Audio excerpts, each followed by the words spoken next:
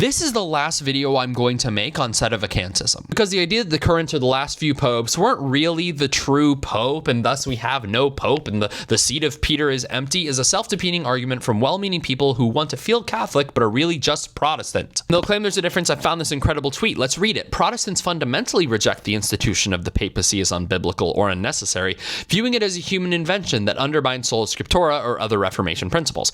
In contrast, sedevacantists fully affirm the papacy as divinely instituted by Christ. Our position upholds the papacy's integrity by recognizing that a heretic cannot validly hold the office. A manifest heretic automatically loses ecclesiastical authority per traditional Catholic theology. Basically, you're saying, yeah, we should have a pope, but unfortunately, popes are heretics, and as such, I'm going to reject them and claim that there is no pope. And some groups will say, no, well, he claims to be the pope, and he went through the process, but he isn't really the pope because he doesn't really want to connect with the actual church teachings. He's actually just a heretic. Even if he says he's not and that he's actually going to do everything right. But like, who's going to determine if he's a heretic? You? If I say, no, his teachings make sense, this is valid, this is aligned with church teaching, and you say, no, it doesn't, well, who's going to be able to help us decide what is the truth in this instance? It's almost like we need some sort of authority to assist us.